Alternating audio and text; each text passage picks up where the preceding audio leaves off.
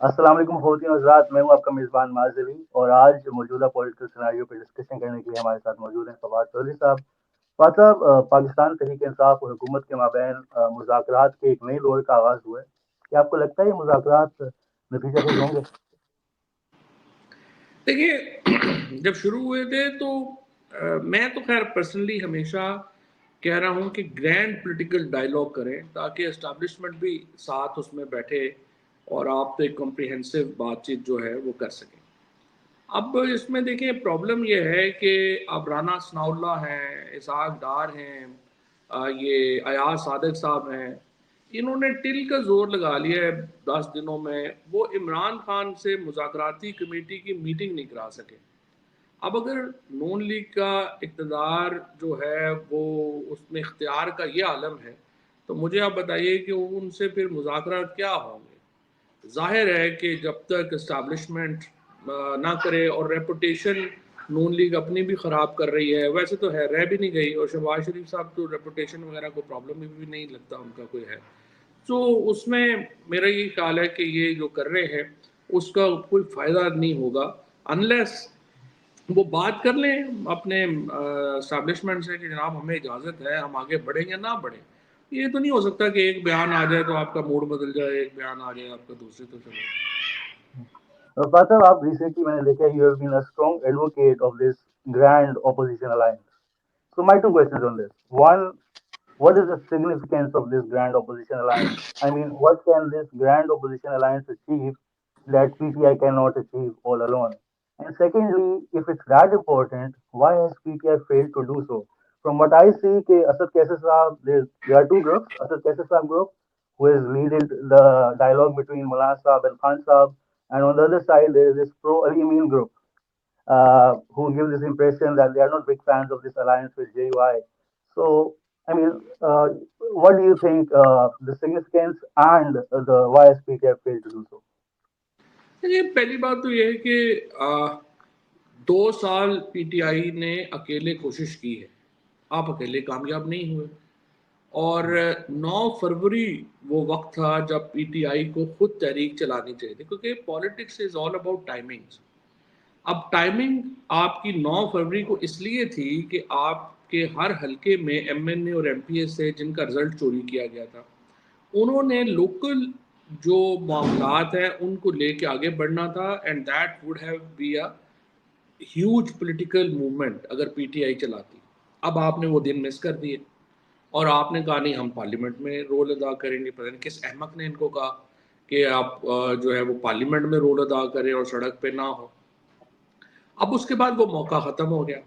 اب آپ نے اس کے بعد کیا کرنا تھا کہ جو تمام جماعتیں جو جو 8 فروری کے الیکشن کے اوپر تحفظات رکھتی تھیں، جو بڑے ایشوز کے اوپر آپ کے ساتھ ان کا میل تھا، آپ نے ان کو اکٹھا کرنا تھا، اور وہ جماعت اسلامی ہے، جے یو آئی ہے، جی ڈی اے ہے، اور آپ شاہد خاقان عباسی صاحب وغیرہ بھی ہیں، کیونکہ یہ پھر آپ کو پولیٹیکل تنہائی سے نکالتا ہے یہ چیز۔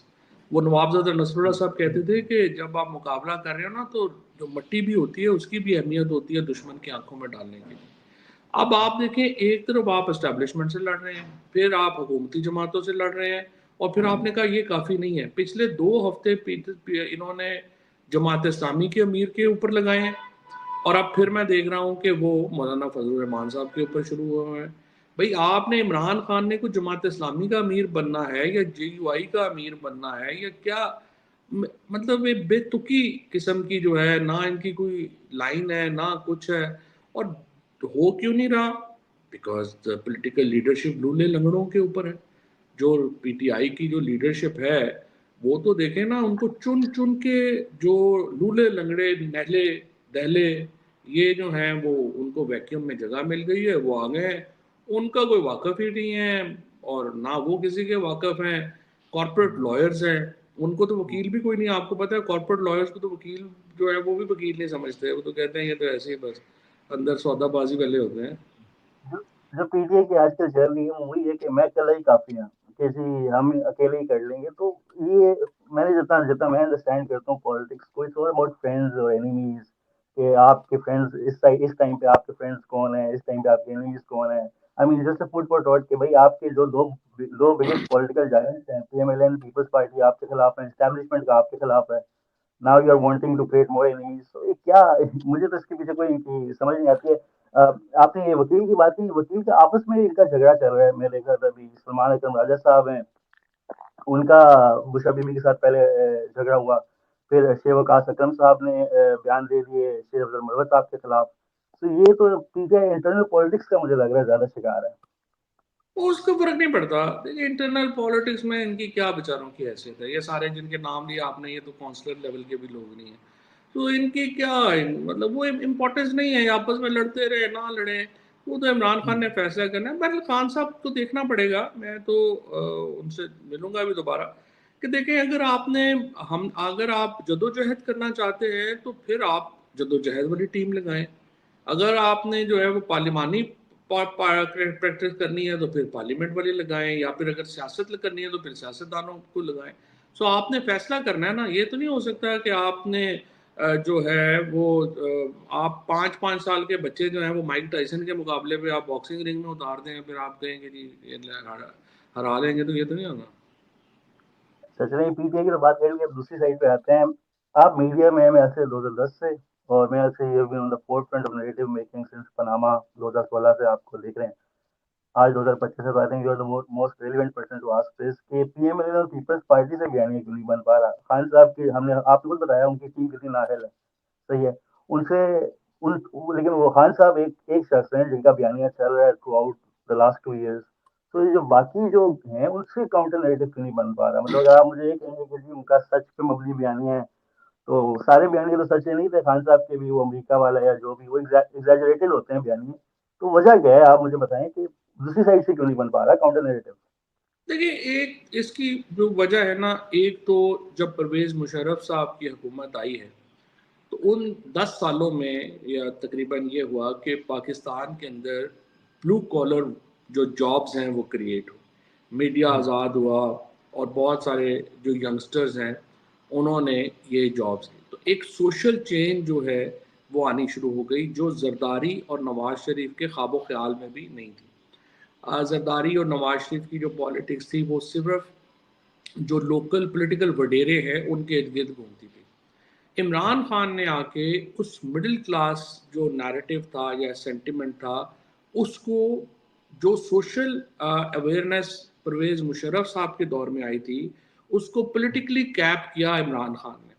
और उसके बाद ये जो जनरेशनल चेंज आई, यानी जो यूथ बल्ज इतना आ गया, एक आपकी जो ब्लू कॉलर जॉब्स क्रिएट हुई जिनमें मुशर्रफ साहब के दौर में, और फिर एक यूथ बल्ज आ गया। सो उसके नतीजे में एक नया तबका जो है वो वजूद में आया जो नवाज शरीफ और जरदारी को अपना विलन समझता है। और अब जो उन्होंने देखा, जो सिंध में हुआ है या जो चीज़ें एनालाइज हुई हैं, और वो एक किस्म की समझिए कि एक बगावत है एक फॉर्मल पॉलिटिकल सिस्टम के खिलाफ, और इमरान खान उसको लीड कर रहे हैं। सो दैट्स वाई आप देखते हैं कि जो मिडिल क्लास और लोअर मिडिल क्लास के तब, और यही मैं बार बार समझाने की भी कोशिश करता हूँ कि भुट्टो साहब में और इमरान खान में एक बुनियादी फ़र्क है। भुट्टो साहब का जो फॉलोअर था वो पुअरेस्ट ऑफ पुअर था, इमरान खान का फॉलोअर बड़ा वर्सटाइल है, उसमें गरीब लोग भी शामिल हैं, बट जो मेन सपोर्ट इमरान खान की आती है वो लोअर मिडिल क्लास और अपर मिडिल क्लास से आती है, and that is actually the backbone of the society. और यही लोग होते हैं जिन्होंने नैरेटिव्स बनाने होते हैं, और ये लोग बिल्कुल पीपल्स पार्टी से और नून लीग से बहुत दूर खड़े हैं और इनका कोई चांस नहीं है। इसीलिए मेरे ख्याल में जरदारी और प्रैक्टिकली नवाज शरीफ साहब की पॉलिटिक्स 2013 के बाद ख़त्म हो गई थी, उनको समझ ही नहीं आई कि उन्होंने करना क्या। जो आपने अपर मिडिल क्लास की बात की कि 2018 में भी कहा जाता है कि जी लेजिटिमेट इलेक्शन के लेजिटिमेसी में क्वेश्चन थे, 2024 में भी थे। लेकिन 2018 में जो भी कहीं, कम से कम मुझे लगता है जो अपर मिडिल क्लास थी या मिडिल क्लास तक का एक तबका था, वहां पे खान साहब पॉपुलर हो गए थे एक हद तक। लेकिन ये जो अभी जो रिजीम है, मेरे ख्याल से इसकी जो सबसे बड़ी ये है जो आपने कहा कि किसी भी सेक्टर ऑफ सोसाइटी में ये पॉपुलर नहीं है। देखिए 2018, 2013 और उससे पहले भी इलेक्शंस में फ़र्क है, उनमें मैनेजमेंट होती है। یہاں جو 2024 میں تو ڈاکہ پڑا ہے نا، اس کا تو مقابلہ ہی نہیں ہے پاکستان میں کسی بھی اور الیکشن سے. اب دیکھیے 2018 میں آپ کو اپنا بتا سکتا ہوں، میرے گھر کے پر لائنیں ہوتی تھیں کہ ہمیں ٹکٹ لے کے دیں اور پی ٹی آئی کا، اور مجھے کسی طریقے سے شامل کروائیں یا جو بھی تھا. PTI was most popular party in 2018، اس میں تو کوئی دو رائے ہی نہیں ہے. اب یہ جو معاملہ ہے کہ یہ آ کے 2024 میں تو ایک بالکل دیکھیے نا 18 سیٹوں پہ نون لیگ جیتی تھی، جس کو اب بڑھا کے 160 کر دیا گیا. اسی طرح سے 27 سیٹوں کے اوپر پیپلز پارٹی جیتی تھی اور آپ کے سامنے وہاں پہ صدر بن.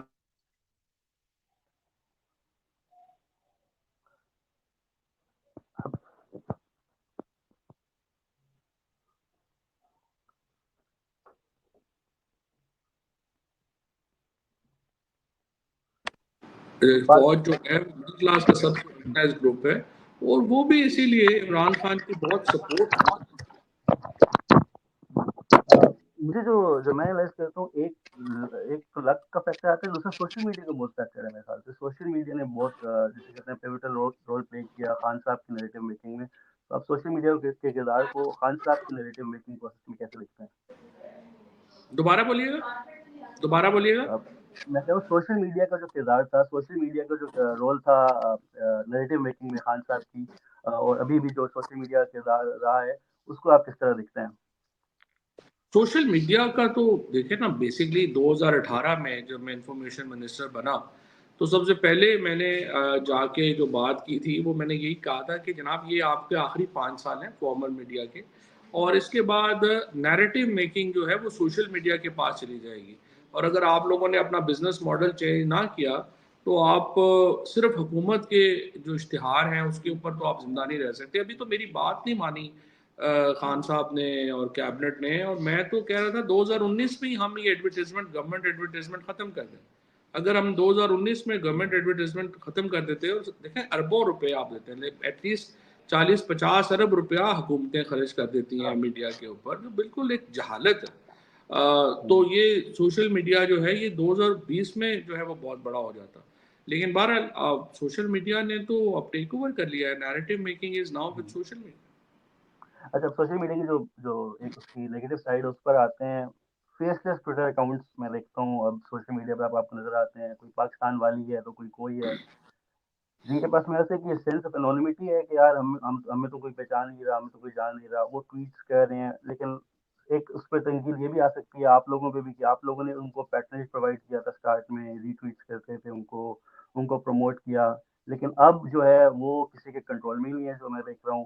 اور جیسے فار ایگزامپل اس میں ڈیوائڈ کر دیتے ہیں، جیسے شہباز گل صاحب ہیں، اعظم عثمانی صاحب ہیں، جبران ایاز صاحب ہیں. کم از کم یہ پی ٹی آئی کے پولیٹیکل اسٹرکچر کا حصہ ہیں. ان کو اکاؤنٹیبل ٹھہرایا جا سکتا ہے، ان کو رسپانسبل ٹھہرایا جا سکتا ہے. اب جو لوگ پولیٹیکل اسٹرکچر کا حصہ ہی نہیں ہے ایک آرگنائزیشن کا، وہ بیٹھ کے اپنا بیانی پروموٹ کرتے ہیں، اسٹیبلشمنٹ سمجھتی ہے جی یہ پی ٹی آئی بیک میں. یہ دیکھیں نا، یہ پرابلم ہے اس وقت. اس کی ایک تو ظاہر ہے کہ میں تو پی ایم ڈی اے لے کے آ رہا تھا، اور اس میں جو فائنز تھے وہ لے کے آ رہا تھا. اگر ہم وہ پی ایم ڈی اے ہم نے لائے ہوتے تو اس کا بڑا فائدہ یہ ہونا تھا کہ آج لوگوں کو ٹیررسٹ کیسز میں جو ہے وہ انوالو نہ کرنا پڑتا، اور آپ ایک مہذب طریقے سے اس کے اوپر فیک نیوز کے اوپر اور چیزوں کے اوپر آپ کنٹرول کر پاتے.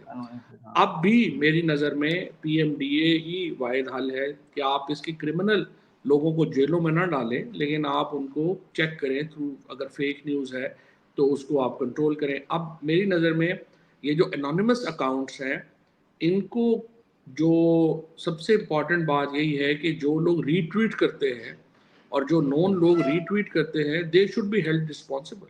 اس میں تو کوئی دو رائے نہیں ہے. اور اس وقت پرابلم یہ آ رہا ہے کہ جو 3 طبقات ہیں میرے نزدیک، یہ جو موجودہ چیلنج ہے جس کے اوپر بار بار آرمی چیف بھی بات کرتے ہیں، اسٹیبلشمنٹ بھی بات کرتی ہے، وہ 3 طرح کے طبقات ہیں. پہلی بات تو یہ ہے کہ سیپریٹسٹ جو ہیں انہوں نے اپنا ایجنڈا مین سٹریم کر دیا ہے. اور دوسرا پرابلم اس میں یہ ہے کہ وہ اس میں جو پی ٹی آئی کے لوگ جو دکھی ہیں، جن کے ساتھ زیادتیاں ہوئی ہیں، وہ ان اکاؤنٹس کو بھی ری ٹویٹ کرنا شروع کر دیتے ہیں اپنے غصے میں، جس کے ساتھ وہ ایگری نہیں کرتے. اور پھر تیسرا طبقہ ہے یوٹیوبرز کا، جو کہ یہ نفرت پھیلا کے وہ پیسے بناتے ہیں. اور چونکہ فوج سے نیریٹو نہیں بنا اپنے کسی کام کا، اس کی وجہ سے ایک اکانومی کریٹ ہو گئی ہے کہ اگر آپ اسٹیبلشمنٹ کے خلاف بات کرتے ہیں تو آپ کو ویوز ملتے ہیں، تو لہٰذا وہ طبقہ لگا ہوا ہے. اب آپ مثلا آج میں دیکھ رہا تھا، اندازہ لگائیں نا کہ جو ہماری اسٹیبلشمنٹ ہے وہ کس قدر بیکورڈ ہے اپنے بیانیہ بنانے میں. کہ فار ایگزامپل آج ان کا ایک ٹرینڈ چل رہا تھا کہ ملٹری کورٹس جو ہے ان کے حق میں، ملٹری کورٹس پتہ نہیں کیا وہ ضروری ہیں یا سم تھنگ. اب آپ سارے ان کے اٹھا کے دیکھ لیں، سارے ٹویٹ شروع میں دیکھ لیں، ان میں ایک بھی اصل اکاؤنٹ نہیں ہے. کوئی نائلہ ہے، کوئی سویٹ ڈریمز ہیں، کوئی جناب فلانا ہے اور فلانا ہے، اور ان کا خیال ہے کہ اس سے بڑا امپیکٹ بن رہا ہے. بھائی یہ تو نہیں ہوتا، پیسوں سے تھوڑی آپ امپیکٹ بن سکتے ہیں. سو یہ تو اب انہیں نہیں پتا، تو اب مطلب ظاہر اب کیا ہو سکتا ہے. صاحب 2 منٹ آپ سے لوں گا، ایک اسٹوری شیئر کرنی ہے آپ کے ساتھ. عادل راجہ ایک فراڈ ہے جو یو کے میں بیٹھا ہوا ہے. اس کے بارے میں یہ ایک، اب میں سوچ رہا تھا کہ یہ پیسے کیسے کماتا ہے، اس کی انکم اسکیمز کیا ہوں گی. فواد صاحب اس کی 4 انکم اسکیمز ہیں، میں چاروں ایکسپوز کرنا چاہوں گا. ایک یہ پہلی ہے، یہ گو فنڈ ویب سائٹ ہے فواد صاحب، وہاں پر یہ جا کر ڈائریکٹ بھیک مانگتا ہے.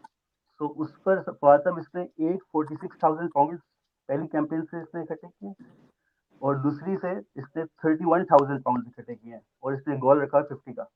یعنی کہ 76,000 پاؤنڈ اس نے صرف ڈائریکٹ بھیک مانگ کے اکٹھے کیے ہیں، 2.5 سے 3 کروڑ روپیہ پاکستانی. یہ ہو گیا. اب سیکنڈ اسکیم یہ ہے کہ فواد صاحب یہ جو ہے اس کی ویب سائٹ پہ جا کر آپ ڈائریکٹلی ڈونیٹ کر سکتے ہیں. $10 سے لے کے $1,000 پاؤنڈ تک آپ ڈائریکٹلی ڈونیٹ کر سکتے ہیں. یہ ایک اس کی انکم اسکیم ہے. تیسری بات ہے، آپ نے کبھی آن لائن شاپنگ کی ہو، پولر شرٹ یا شوز یا فوڈ ڈلیوری بھی کراتے ہیں، تو کیا ہوتا ہے، ایک مینیو ہوتا ہے، یو سلیکٹ کہ آپ کو کون سی چیز پسند ہے، اس کو ایڈ ٹو کارٹ کرتے ہیں، کمپلیٹ کرتے ہیں. لٹرلی وہی، that's how digital business is run نا. تو اس نے وہی ڈیجیٹل بزنس کا ماڈل یہاں اپلائی کیا ہوا ہے. اس کی ویڈیوز آپ دیکھ سکتے ہیں. اس ویڈیو پہ اس نے، اب جو زیادہ ویڈیو پاپولر ہے اس کو اس نے ریٹ زیادہ رکھا ہوا ہے کہ آپ $20 دے کے اس کی ویڈیو آپ خرید لی، آپ $30 دے کے اس کی ویڈیو خرید لیں. یہ ہو گیا. اور آخری جو اس کا ہے فواد صاحب، وہ ہے اس نے ممبر شپس رکھی ہوئی. ممبر شپس میں کیا ہے کہ $10 پر منتھ سے لے کر $800 پر مہینے تک ہے. اب کیا ہوتا ہے، ہائرڈ اے بڈ ہائرڈ اے پرچ. $10 میں آپ کو کانٹینٹ کا ایکسیس ملتا ہے. $200 ماہانہ دیں گے تو آپ کو ارلی کانٹینٹ تک، آپ کو ارلی ایکسیس مل جائے گا کانٹینٹ تک. اور فواد صاحب اگر آپ $800 دے دیں، آپ لٹرلی اس کو خرید لیتے ہیں. اس کو آپ واٹس ایپ میسج کر سکتے ہیں، کال کر سکتے ہیں، وہ لائف اسٹریم میں جا سکتے ہیں، فرینڈ ریکویسٹ بھیج سکتے ہیں. فواد صاحب, this fraud Adil Raja is selling, he's earning money by selling lies, fake news, propaganda and these conspiracy theories. یہ تو دیکھیں نا، بڑی بدقسمتی ہے نا اس میں. ایک تو میں سمجھتا ہوں کہ پی ٹی آئی کا بھی بڑا، یہ جس کے اوپر پی ٹی آئی والے جو ہے وہ پھر کیمپین شروع کر دیتے ہیں. میں بار بار یہ کہہ رہا ہوں کہ آپ کو ایفرٹ کرنی چاہیے اس طرح کے فراڈیوں سے علیحدہ ہونے کی، اور وہ انفارچونیٹلی ہمیں نظر نہیں آتی. بلکہ کئی آفیشلز پی ٹی آئی کے ان کے پروگراموں میں چلے جاتے ہیں وداؤٹ ریئلائزنگ کہ یہ ایکچولی کتنا بڑا ڈیمیج پاکستان کو کر رہے ہیں اور کیا چیزیں ہو رہی ہیں. اور اب اس میں پرابلم یہ ہے کہ اس میں بہت سارے انڈین جو ایجنسیز ہیں وہ بھی پیسے دینے کے لیے، اس طرح کے انکریج کرنے کے لیے جو ہے وہ بھی جعلی اکاؤنٹس بنا کے اور وہ چیزیں جو ہیں وہ ان کو دیتے ہیں، کرتے ہیں. اور میرے خیال میں دس از اندر huge failure on the part of our narrative بنانے والوں کا، کہ وہ اس طرح کے فراڈیوں کو بھی ایکسپوز نہیں کر سکے. سو بہرحال یہ دیکھتے ہیں، ہمیشہ تو نہیں چلتا، کچھ عرصہ ہی ہے ان کا، دا لگا ہوا ہے، خودو لگا ہوا ہے، کیا کر سکتے ہیں. موونگ آن فواد صاحب، اب یہ جو امریکن پریشر کی بڑی بات ہو رہی ہے. 20 جنوری آج غالباً، آج ڈیٹ کیا ہے، آج 7 جنوری ہے، تو 20 جنوری 10-12 دن ہی رہ گئے ہیں کہ سب کہہ رہے ہیں سب کو 20 کا ویٹ ہے. ابھی رچرڈ بھی خاموش ہو گیا، رچرڈ بھی اتنا نہیں بول رہا. تو آپ کو لگتا ہے امریکن پریشر اس حد تک آئے گا 20 جنوری کے بعد؟ کیونکہ میں تو آج دیکھ رہا تھا، وہ فرینچ پریزیڈنٹ ہے، اس نے بھی الزام لگا دیا ایلون مسک پہ. وہ یو کے ممبر آف پارلیمنٹ، انہوں نے بھی الزام لگا دیا ہے مسک پہ. اس کا مطلب کہ یہ جو ایڈمنسٹریشن آ رہی ہے، دے آر کوائٹ کین کہ وہ انٹرفیئر کریں دوسرے ممالک میں ایشوز پر. نہیں، وہ تو کر ہی رہے ہیں. پریشر تو پاکستان پہ پہلے بن ہی گیا ہے، اور ظاہر ہے کہ جو اس وقت سچویشن ہے، فرانس اور برطانیہ تو چونکہ آئی ایم ایف کا قرضہ نہیں لے رہے، تو وہ تو رزسٹ کر سکتے ہیں. ہمارا ذرا مسئلہ جو ہے وہ اور ہے. ہمیں تو میرا خیال ہے کہ ابھی ان کی ٹوٹل بیٹ یہی ہے ہماری اسٹیبلشمنٹ کی اور حکومت کی کہ عرب جو ہے وہ شاید ٹرمپ کی کوئی منت اللہ کریں گے کہ جی اس پہ نہ کریں. بٹ مجھے یہی لگتا ہے کہ یہ پریشر جو ہے وہ تو بن گیا ہے. اب تو دیکھنا ہے کہ یہاں سے آگے کیسے جانا. اور 20 جنوری میرے خیال میں امپورٹنٹ نہیں ہے, 20 فروری تک ہمیں دیکھنا پڑے گا کہ کیسے ہاں یہ پریشر جو ہے وہ آگے کیسے چلتا ہے. انٹرنیشنل پریشر سے ایک بات آتی ہے ملٹری کورٹ. ملٹری کورٹ کا پہلے انہوں نے جب اناؤنس کیے ایک ریئیکشن آیا, اس کے بعد دوبارہ انہوں نے اناؤنس کیے, پھر ابھی انہوں نے معافی لی ہے. تو مجھے مطلب کیا آپ کو لگتا ہے کہ they are ready to take that international pressure اور اس کے وہ اس کو کھاتے میں نہیں لا رہے؟ دیکھیں میرے خیال میں تو جو دوبارہ کنوکشنز ہوئی ہیں وہ کچھ سوچ سمجھ کے نہیں ہوئی ہیں اور وہ زیادہ دکھانے کے لیے ہوئی ہیں کہ ہم وی ڈونٹ کیئر. اب اگر اس کے اوپر دے ڈونٹ ریئلائز کہ اس وقت جو یورپی یونین پارلیمنٹ ہے وہ فار رائٹ اور فار لیفٹ کے اوپر ہے, اور وہ آپ کا اگر جی ایس پی پلس ہل گیا وہ اس وجہ سے جو ہے وہ پاکستان کے ایشو کے اوپر ہلے نہ ہلے, وہ چونکہ وہاں پہ ایکسٹریمسٹ آئیڈیالوجیز اس وقت ڈومینیٹ کر رہی ہیں پارلیمنٹ کو, وہ بہانے ڈھونڈ رہے ہیں ویسی کنسیشنز ختم کرنے کے. سو وہ بڑا ایک نیگیٹو ہوگا میرے خیال میں. مجھے نہیں پتا کہ ابھی تک اس حکومت نے کوئی ورلڈ ویو اپنا جو ہے ان کا بہت ہی میڈیوکر ہے, and they have miserably failed actually to demonstrate any vision in this regard. اچھا, وہ میں ایک سوال رہ گیا کہ جو مذاکرات ہو رہے ہیں آپ کو کیا لگتا ہے پی ٹی آئی کے پاس دینے کے لیے کیا ہے اور پی ایم ایل این کے پاس دینے کے لیے کیا ہے؟ مطلب پی ٹی آئی ان کو کیا وقت دے سکتی ہے زیادہ سے زیادہ میرے خیال سے, پی ان ایم ایل این کو مذاکرات میں دیکھیں نا سمپل ہے کہ الیکشن ہے. عمران خان کو تو الیکشن چاہیے اور حکومت کو ٹائم چاہیے. سو اب یہ حکومت الیکشن دیکھنا کیوں یہ کرائے ہے گی سر؟ حکومت الیکشن کرا کے کیوں دوبارہ ایسے 8 فروری الیکشن کیوں کریں گے؟ نہیں, دیکھنا اب یہ ہے کہ عمران خان سے حکومت ٹائم کتنا لے سکتی ہے الیکشنز کا. وہ 12 مہینے ہے یا 14 مہینے یا 16 مہینے ہے, یہ اس کے اوپر ساری چیز جو ہے وہ طے ہونی ہے کہ الیکشنز کے لیے آپ ٹائم کتنا دیں گے. بالکل. پانچ سب سے آخر میں منموہن سنگھ ہندوستان کے فارمر پرائم منسٹر, ان کی وفات ہوئی. آپ کو حیرانی ہوئی کہ پاکستان سے کوئی بھی آفیشل پرسنالٹی ان کے فیونرل میں یا آفٹر فیونرل ایونٹس میں شرکت نہیں کی کسی نے؟ یہ تو مودی کی محبت میں مارے جا رہے ہیں. ظاہر ہے ان کو تو لگتا ہے کہ اگر ہم منموہن سنگھ کی, جس طرح شاہ رخ خان جو تھا جنہوں نے ایوارڈ لیا منموہن سنگھ سے, وہ چپ رہے کہ مودی ناراض نہ ہو جائیں, اسی طرح سے نواز شریف اور شہباز شریف خاموش ہیں کہ مودی جی ناراض نہ ہو جائیں, پھر وہ ہماری شادیوں پہ کیسے آئیں گے. اور ظاہر Manmohan Singh was son of the soil, one of the greatest I would say Indian, جو کہ ہماری ریجن سے جیلم سے تھے وہ. تو ظاہر ہے کہ بٹ ویری انفارچونیٹ کہ یہ مودی کو خوش کرنے کے لیے اس ایکسٹینٹ پہ گئے. بہت شکریہ.